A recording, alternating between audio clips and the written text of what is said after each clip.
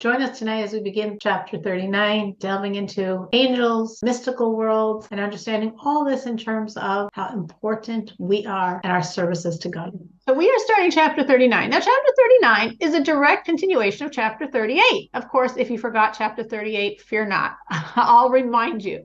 At the end of 38, we were discussing two levels of intention. Now, chapter 38 began reminding us of the significance of intention. 35, 36, 37, and the beginning of 38 was all about the supremacy of action, doing. It doesn't matter how you're feeling, what you're thinking, what you're emoting. Do. That is bringing God's presence revealed on planet Earth. And that's very true. But once we firmly established that in chapter 38, we said, but intention is incredibly valuable as well. And intention meant, in the beginning of the chapter, focusing our mind. And as we got more into and developed the concept, it really became intention is really an emotional connection to God.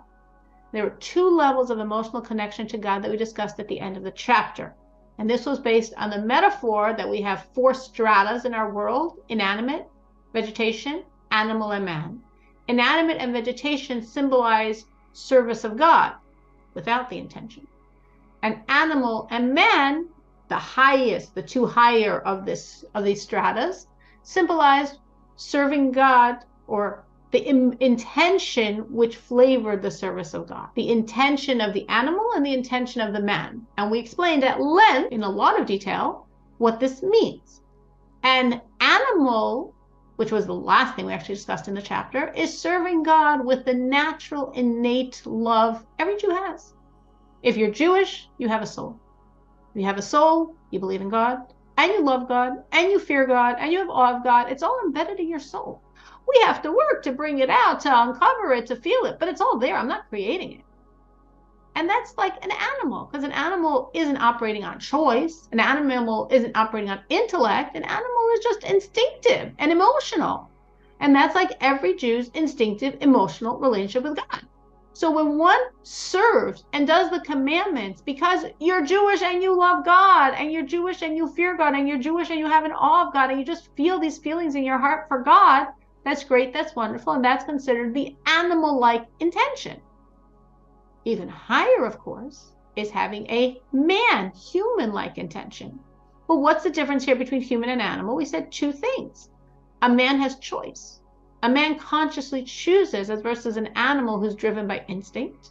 And a man, ideally, is ruled by intellect, as versus the animal that has a teeny tiny brain and is really ruled by emotion.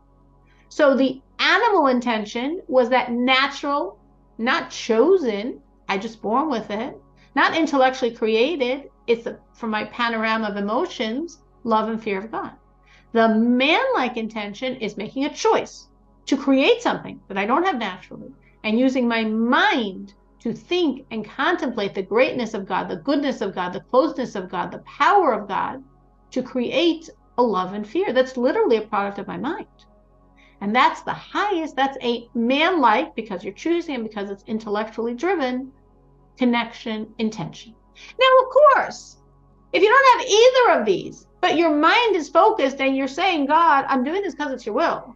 I'm doing this because you want me to do this. I wouldn't choose on my own to do this. I wouldn't choose on my own to dress like this, but it's your will, and that's why I'm dressing like this. I wouldn't choose on my own to be so careful and refined in my speech, but this is your will, and that's why I'm doing it. I wouldn't choose on my own to put little boxes on my doorposts, but this is your will, and that's why I'm doing it. That's great. That's intention. And all the advantages we discussed in the chapter of how special intention is, and how it is taking the godliness drawn down by the commandment and opening it up so it's flooding us. All of that is happening when you consciously think and you aren't feeling. But ideally, as we're speaking at the end of the chapter, you have these feelings as well. Animal feelings and even higher man feelings. That brings us right to the beginning of chapter 39. Because what are we discussing in 39? In 39, we're going to say, angels are like animals also. They're holy animals. That's actually what they're called in the verse. We say this every day in our prayers. Hayos HaKodesh, which means the holy animals. So it's not like in our physical world, an ox or a sheep or a goat or a cow or a horse, but on some spiritual plane, Angels are like animals because, again, just like the animals in our world, they're not making choices, and they are primarily beings of emotion. So animals in our physical world are not making choices. They're ruled by emotions. That natural love and fear is not, so to speak, a choice, and it's emotional.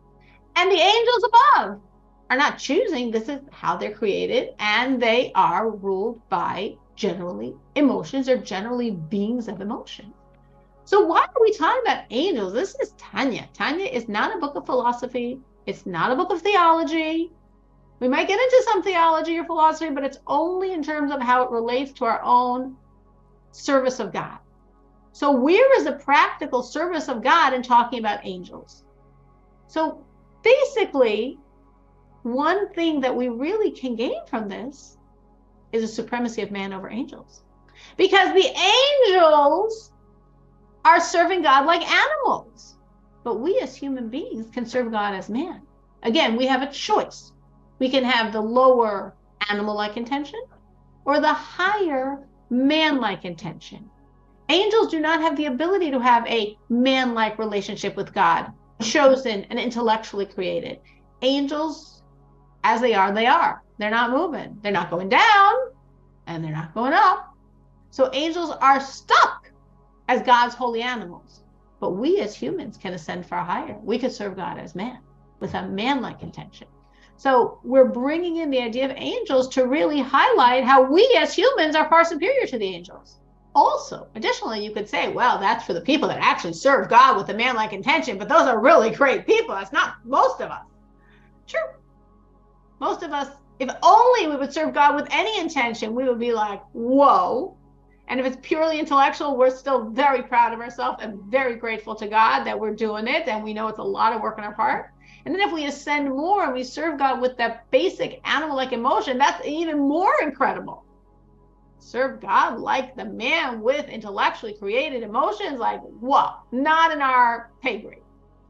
So what does that do with me when I'm talking about angels?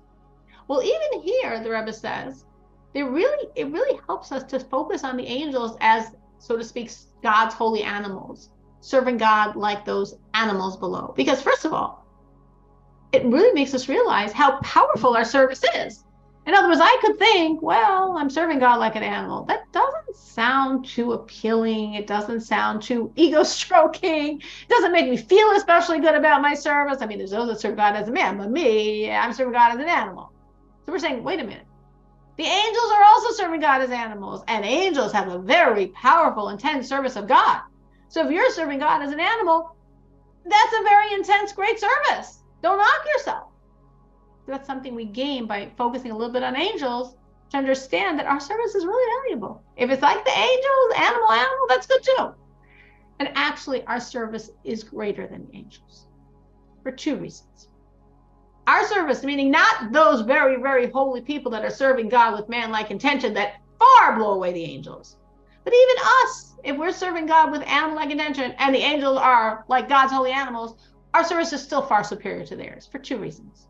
One, we said our love is animal-like because we didn't create it. It wasn't like we chose it. We have it. But we still have a lot of choice. Because, of course, we understand that we can totally not feel this love. We could totally not feel this awe of fear. We could even convince ourselves we don't believe in God at all. And many people do. So the fact that I have worked enough to feel the emotions that I was born with, that's a lot of choices I made. And the angels didn't make any choices. The angels, with their fiery love and fiery fear and fiery awe, they're programmed. AI, robots, computer systems. We made a lot of choices to feel that animal-like emotion. A lot of hard choices. A lot of choices that invest a lot of work. So our service, therefore, even with those people serving like animals, is far superior to God's holy animals and all the angelic hosts.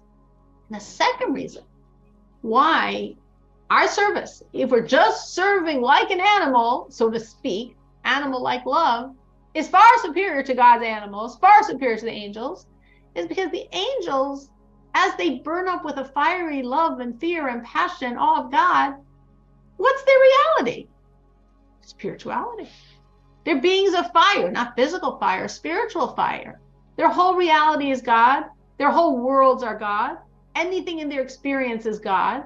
So obviously that's how they're processing. Besides the fact that they're programmed and they have no choice, but even if they had a choice, which they don't, well, obviously, if you're surrounded by godliness, only experience godliness, never have to deal with physicality, I mean, we'd also feel like that and a lot more, because our souls are much more powerful than the angels. We, conversely, live in a very physical world with a lot of temptations, with a lot of pressures, with a lot of distractions. I don't think I have to convince anyone. We all know this. We live with a lot of things pulling at us, and we crush those other temptations to make God the central force of our life. We do what's called Kabbalistically iskafia, a crushing of those forces of evil to say, no, I'm putting God first. I want to be nervous, but I'm putting God first and I'm going to be calm. I want to be stressed, but I'm putting God first and I'm going to be joyous. I want to have a meltdown, but I'm putting God first and I'm still functioning. I'm not interested in prayer or in study or making this blessing and dressing like this, but I'm putting God first. So because we have so many things pulling at us, because this world is so strong, and yet we prioritize God over this world, which is how we are full of this love and awe and fear of God. That's why whatever we're achieving, even if on the ladder, so to speak, it might not seem as, the red might not go up as high for our love and fear as the angels, it's far more precious to God. It's far more impactful to God. It's far more special and significant because we're contending with a lot and we're still putting God first. So all of these things, which really, however you're looking at them, are really showing and strengthening our sense of the significance of our service, is where I'm going to talk now a bit about angels. Chapter 39, page 102. And because of everything we just discussed about the animal-like intention, which was the last thought that took quite a number of lines, the end of chapter 38, because of this, for the same reason, well, we brought out two reasons why my intention is called animal-like. I'm not choosing to create the intention. I'm already born with it. Of course, I make choices to uncover it, but it exists independent of my choices, and it's emotionally driven. So for those same two reasons, no choice and emotionally driven, the angels are called God's animals. Chayos, which means wild animals, behemos, which means domesticated animals, kidichsiv, as is written. Now, where do we see angels referred to as animals? Well, a very strong example in Yechezkel, there is his vision of God's chariot. There's a very classical vision that has a lot of Kabbalistic levels and levels of meaning, also explained extensively in Hasidic thought. So in that vision of God's chariot, what did he see? He saw animals, so to speak. The lion, face of the lion is to the right, face of the ox is to the left. Now, above in heaven, the Yechezkel is seeing lions and oxen? No, these are hosts of angels. But the angels that represent the energy, which in this world is actually a lion, and the angels which represent the energy, which comes out in this world to be oxen, those are the angels of God's chariot on the right and left. Well, why are these angels called animals? Well, just as we were saying above, at the end of chapter 38. Because they have no choice. They have enormous love and fear of God, and it's their nature. Not created, not chosen, not contested, not fought to acquire. It's their nature. As explained in that Kabbalistic source. And therefore, as we said, well, tzaddikim, the holy, holy Jews that are serving God on this perfect level, are far superior to the angels. Why? I mean, a man can be superior to an angel? Absolutely. We all are superior to the angels. But especially, we call it tzaddik, which means a Jew who has completely destroyed the evil inside of him and is serving God on the level of soul, where even his animal nature has become subsumed and part of his soul. So how do we see these holy, righteous Jews called tzaddikim are superior to the angels? Because the angels are called animals. But these holy Jews are not serving God with animal intention. They're serving God with man-like intention. Because these holy people, these saintly, godly people, are using choice and intellect to create a love and fear and awe of God. So obviously, if they're compared to man and the animals are compared to and the angels are compared to animals, obviously the tzaddikim, these holy saintly Jews, are beyond their man. And the animals, angels, animals, obviously man is superior to animal. Obviously these tzaddikim, these holy people, are superior to the angels. So that's a very logical way we understand, based on everything we just said, that the Jew that's serving God perfectly is superior to the angel. Because again, the Jew who's serving God perfectly is compared to a man-like relationship, and the angel is compared to an animal-like relationship. Additionally, the Rebbe is going to bring another support, which shows us that that Jew who's serving God in such a holy fashion is far superior to the angel. Why? Because the residence, the place of the souls of these holy Jews, these tzaddikim, these Jews that have so perfectly connected to God and crushed their evil and destroyed their evil and transformed their evil, their residence is primarily in the spiritual abode, the second of our four worlds, the four spiritual worlds that connect to our physical reality, called Bria. And we'll explain this very soon. And primarily the residence of angels is not in the world of Bria, the second of the four worlds in our solar system, but rather it's in the third world, a lower world, the world we call Yetzirah, formation, as versus Bria, creation. So let me explain, the Rebbe will explain, but let me give the backstory so we can understand what we're saying here. We logically understand that the tzaddik, the Jew who's serving God perfectly with this chosen and created by intellect, love, and fear, compared to a man, is beyond the angels, that their service is compared to animals. But the Rebbe is also giving another support that we're actually going to develop at length, which is where are these souls found? And where are these angels found? And we're going to discuss this actually extensively in this chapter. Where are the souls found? Where are the angels found? Various souls, where they're found? Where is our service found? Where is our Torah and commandments found? All of that we're actually going to discuss pretty in detail in this chapter. So let me give a little bit of backdrop to understand what the Rebbe just said. There are myriads of worlds. Now, worlds do not mean physical reality. The only physical reality is this world. This world not only meaning, of course, planet Earth, but the whole solar system, Milky Way galaxy that we know of as this physical world, that's the only physicality there is. Kabbalistically, this is called Asiya Gashmis, which means the physical manifestation of the spiritual world of Asiya. Asiya could be translated as the world of action. Beyond this, there are myriads of worlds. Ones that we discuss primarily in Tanya are four. From top to bottom, Atzilus, which translates being, Bria, creation, Yetzirah, formation, and Asiya, action. The names in English are not really so significant because I'll explain what the worlds mean, which will have more import than translating these Hebrew terms into English.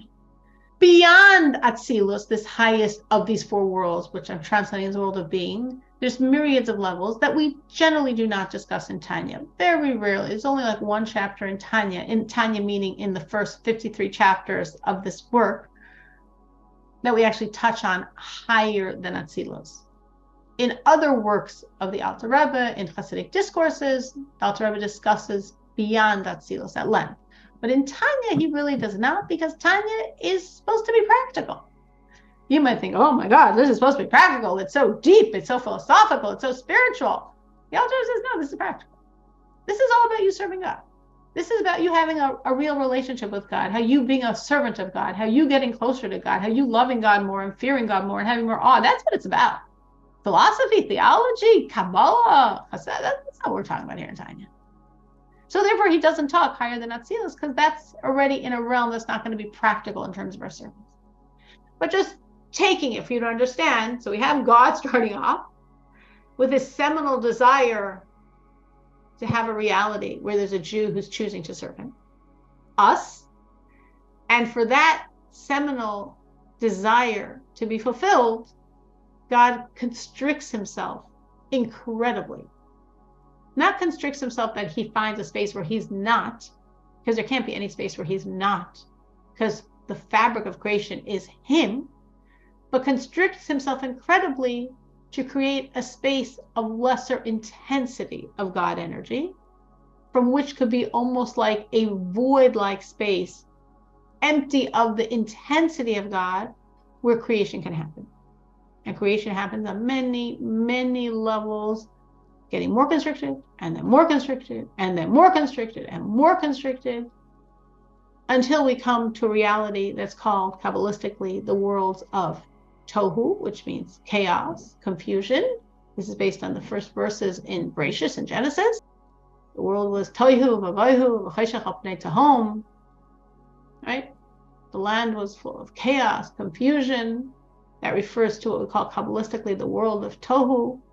A world of Tohu meaning a world of intense God energy in very thin vessels to contain that energy. Deliberate design that the lights are more powerful than the vessels. Deliberate design that the vessels shattered and the shards of those vessels fell into the next realm.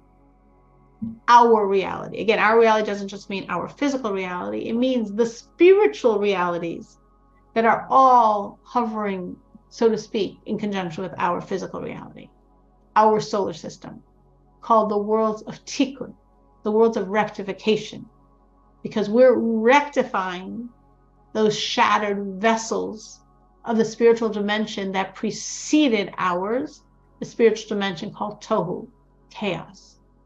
Now, I'm using the word preceded loosely because time is creation, and time is really creation of a physical reality. But for it to make sense in our brain, I'm going to use things like here, there, time, because it's just too hard for us to speak without those, even though we know that creation in all of its spiritual realities is beyond time and space. But we're going to use those terms, so it's a little more coherent for our brains. Once we enter the dimension of tikkun, of rectification, we have 4 spiritual realities. Now, each spiritual reality is very broad. Each spiritual reality contains myriads of sub-realities. Each world contains myriads of sub-worlds. But in the most broad strokes, we have 4 domains, 4 worlds. All of this, I'm giving as background to understand what we're going to learn. There's a reason why we're going into this. As I said, this is supposed to be about practical service, not philosophy, not theology, but we're going to need this to understand. The highest of the 4, as again, if you can envision planet Earth and the solar systems around Earth, that's sort of how I think of it. We've got the physical domain, and we have 4 spiritual levels beyond. The highest of the 4, Atzilus, which translated as being. Atzilus, which is so close to God, as we see the word Atzilus has one of 2 etymologies, either Eitzel or Ne'etzal. Eitzel means next to. It's like right next to God. Or Ne'etzal, evolve. We can't even call it created. It's just evolved from God energy. And then there's like an iron curtain. Metaphor that doesn't work too much nowadays, but if you're old enough, it still does. And then we come to the reality called Bria, creation. And then another tremendous constriction and the reality called Yetzira, formation. And then a tremendous constriction and the reality called Asiya, action. And then a tremendous constriction and our physical manifestation of the spirituality of Asiya, of action, which is our worlds. Anything physical is part of this physical manifestation of the spirituality of Asiya. Each world has a different energy. In Kabbalah, it's called a partzuf. A partzuf means a face. Each world has a different face. meaning a different energy, meaning a different focal point, a different forte. Because every world, in essence, is the same. It's comprised, the skeleton of every world is the 10 dimensions of God's energy. Every world has the same: 3 intellectual, 7 emotional, same name, same number, same breakdown. In all of 4 worlds, we've got 10 divine dimensions, called in the language of Kabbalah sphirot. These are the 10 dimensions of God, and every world has those 10 dimensions. Obviously, as the worlds go down, you understand it gets a little more limited and covered over, but it's the same 10, just more limited and then more limited and then more limited. No, because then every world will be the same, just a little more constricted. Each world actually has a completely different flavor, because each world has a different parts of, a different face, a different forte, which means in each world, and again, I'm using the term world very broadly for all of these dimensions under that broad overarching world of Atzilus, world of Bria, world of Yetzirah, world of Asiya. In each world, there's a different dominancy in these spheros, in these divine dimensions. In the highest world, the world of Atzilus, of being, the dominancy is the first of the 10 divine dimensions, called Chachma. I'm not going to go into now what all of these things mean so much, because I'm overloading you with a lot of information. I just want you to understand what we're going to be developing today and next week as well. The next world, Bria, again, iron curtain between Atzilus and Bria. Bria is creation. The dominancy is Bina, which is intellect. In the next world, Yetzirah, formation. The dominancy is God's 6 emotive dimensions. And in the final spiritual realm of Asiya, of action, of which we're the physical manifestation, the dominancy is that final of the 10 dimensions called Malchus. Each dominancy gives a different flavor to each world. So the highest world was Atzilus, being, that we said is so close to God, it's like next to God, it evolved from God, there's an iron curtain between it and all the other 3 worlds. It's so God energized that therefore there's really nothing in it but God's energy. In other words, we have a concept called Gan Eden, the abode of the souls after life. That's in Yetzirah and in Bria. There's no Gan Eden in Atzilus. There are, as we're going to learn in this chapter, some souls that are so great that they're there, but they're there beyond Gan Eden. There is no heaven. There's no heavenly abode in Atzilus. It's too close to God for abodes. Generally, there's no angels in Atzilus for the same reason. There's no chambers in Atzilus for the same reason. It's like God energy. So the dominancy is the highest of the 10 spheros, which we said is the sphere of Chachma. Now, Chachma basically means, you might translate it as wisdom, but that's not going to really help, so we're not even going to go there. Chachma means nullification to God. The highest power is the power of being completely nullified to God. And that's the world of Atzilus, the world of being. So in the world of being, the dominancy, again, the Kabbalistic term was Partzuf, face. The dominancy is Chachma, which means it's a world saturated with nullification to God. The feeling, the taste of the world is God, complete nullification, coming from this Partzuf, this face, this dominancy of Chachma, which is the energy of nullification to God. So the whole world is nullification to God. Then, iron curtain later, we have the next spiritual world of Bria. Bria, the world of creation, the world whose dominancy is the second of the 10, right? The top of the 10 was Chachma, the world of Atzilus. The second is Bina. Bina means understanding. So the world of Bria, the energy tone, the vibe of the world of Bria is intellect. It's a world of intellect. And therefore, it's basically not a world with too many angels, because angels, as we said, are emotional. There are a few angels, as we'll see in the side note, but generally not. It's a world of intellect. It's a world where those souls that are souls of intellect, whose service to God was, again, like the intention of the man, using their mind to create a relationship, that the whole relationship is flavored with intellect. Those are the souls of the world of Bria, the world of intellect, because the face of that world is the second of the 10 domains, second of the 10 godly dimensions, second of the 10 spheros, intellect. The third world, Yetzirah, which I translated as formation, I told you the face of that world is God's emotion. We have the intellectual powers, and then we have the emotional powers. We have 6 emotions, of which, of course, the dominancy of the emotions, the most foundational emotion of all is love, and the second one is fear, awe, and then all the other branches of those emotions. The world of Yetzirah is an emotional world. It's a world on fire with emotion for God, because the dominancy is emotion. So it's a world intently feeling love and fear. God energy, awe of God, fear of God, love of God, that's the intensity of that world. And there, of course, would be like the abode of the vast majority of the angels, because that's what they are. That's their nature. Fire of love and fear and awe of God.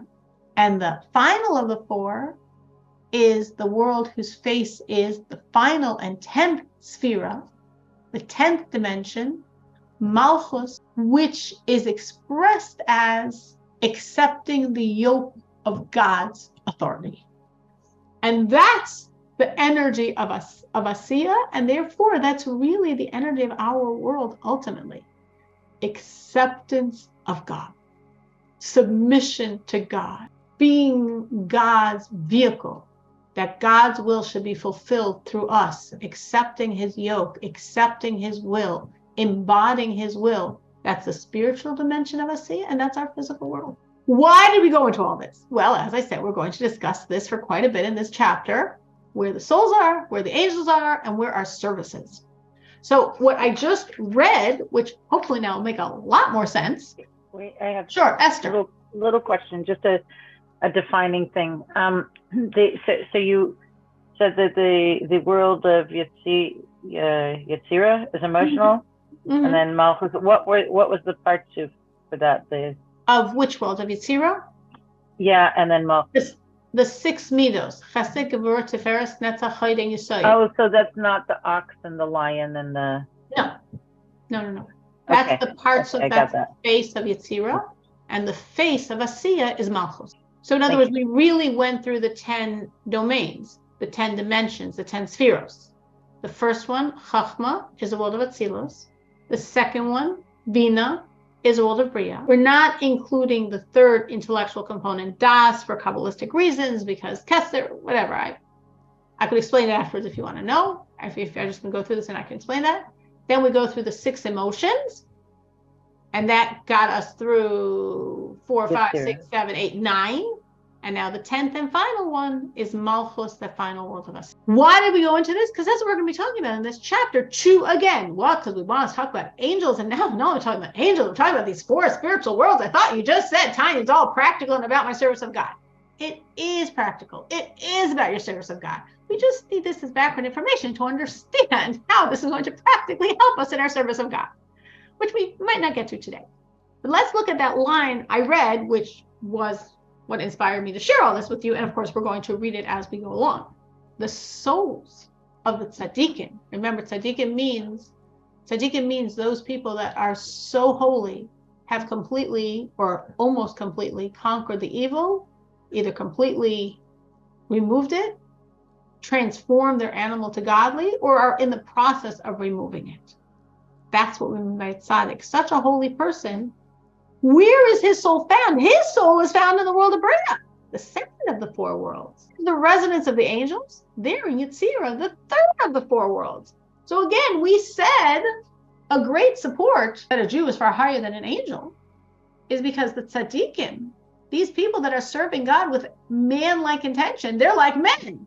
And the angels are serving God like animals. So obviously man is superior to animal. Obviously the Jew can be superior to the angel. That was very logical.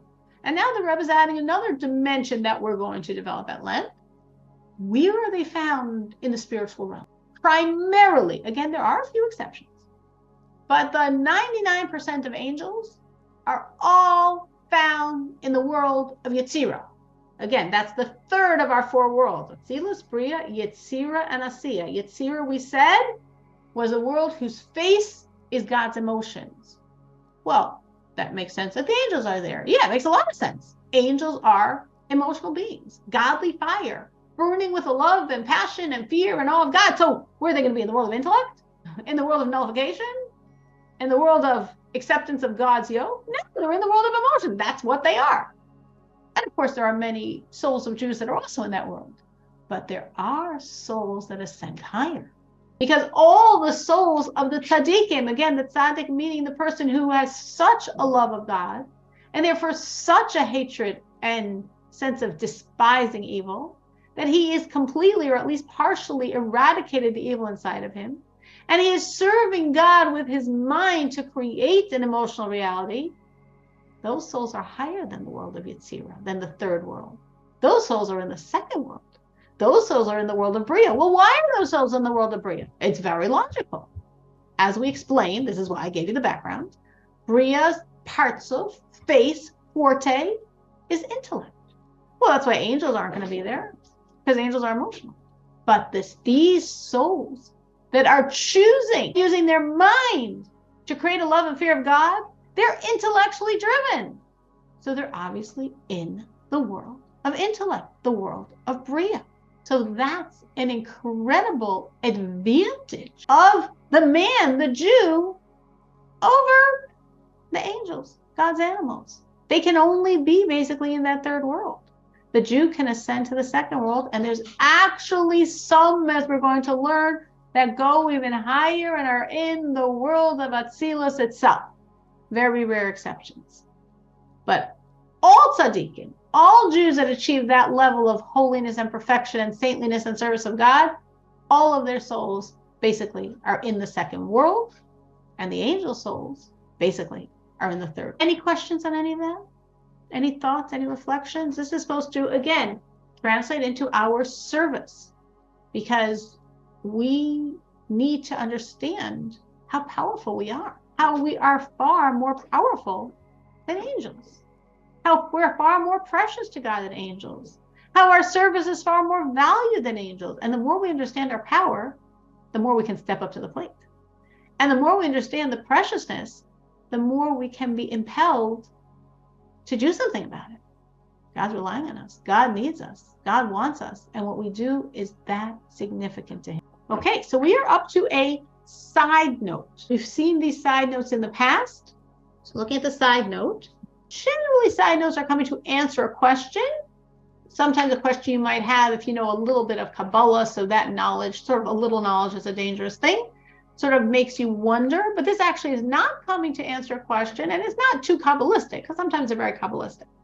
Just giving like sort of like extra information to clarify this point, because we're saying the angels are in the world of formation, the third world, the world of Yetzirah. There are some that are higher. So in case you actually knew that information, yes, Alter Rebbe knows it as well, but it's a very tiny percentage of them. The Hainu. Now, when we're saying that the angels are in the world of Yetzirah, the third world, the world of emotion, the world of formation, Bistam Malachim, I mean the regular angels. Aval yesh malachim elyonim, but there are some supreme angels, supernal angels, ba'olam habriya. In that second world, which is the primary residence of the souls of the tzaddikim, of the incredibly righteous, there are a few angels hanging out there as well. And why are they there and not in the regular world? Because they too serve God with an intellectually flavored love and fear. Basically, the angels we're talking about here are angels of name. Like, in other words, we know there's an angel called Michael, Gabriel, Raphael. Those angels of name, those angels that are really the heads of hosts and legions and hundreds of thousands of other angels, they're serving God in that second world of Bria. But all of their hosts, the legions and legions of angels, are in the third world, the world of pure emotion, because those angels are pure emotion. As explained Kabbalistically there.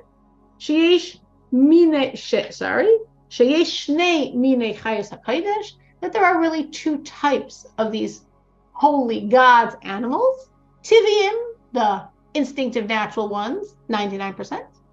V'sichliim, and that very rare angel that actually has this intellectual energy. As explained in the works of Reb Chaim Vital, who, as we've learned already, is conveying to us the teachings of the Arizal. So those permanent angels, because most angels have a mission, and as they complete their mission, they sort of melt down into fire and reform the fire into a new angel.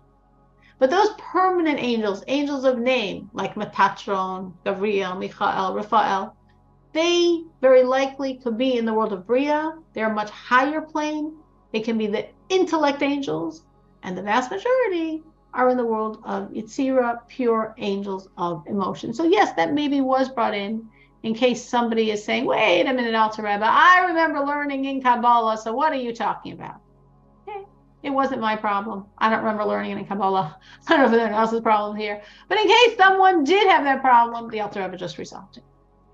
Going back to the body of the text, now, the Rebbe says, this will all be very smooth sailing because I just explained all this. What's the difference if I say angels are in the world of Yetzirah, formation, third world, and the souls of the most righteous, the tzaddik, the saintly, godly Jew, is in the world of Bria, second world? So what? What difference does it make? I don't know. What does that do with anything? I can't relate to spiritual realities anyway. No, the Rebbe says there's a big difference. Because in the third world, the world of formation, what's shining are the emotions of God's infinite energy. Levadam, only, meaning, and not the intellect. Love, emotional fear, awe. Now, the Rebbe added a point I did not explain prior, so let me clarify this final point. I said to you, in trying to pre-teach everything, so it should be super clear, that every world has what we call the Kabbalistic term, parts of face, a dominancy. Atzilus. First dimension, Chachma, Bria. Second one, Bina, intellect. Yetzirah, the 6 emotions. And Asiya, the final of the 10 Malchus, sovereignty, our acceptance of the yoke of God. What's creating that dominancy really is trickling down from the core of the highest world, Atzilus, and reflecting in each of these worlds. From our perspective, things have to have space. Again, we're in a box of creation. There's spatial components. There's chronology. That's how we keep our sanity.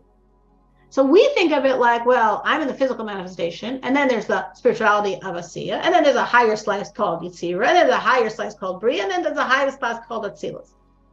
Not exactly, because there's no space besides in our physical domain.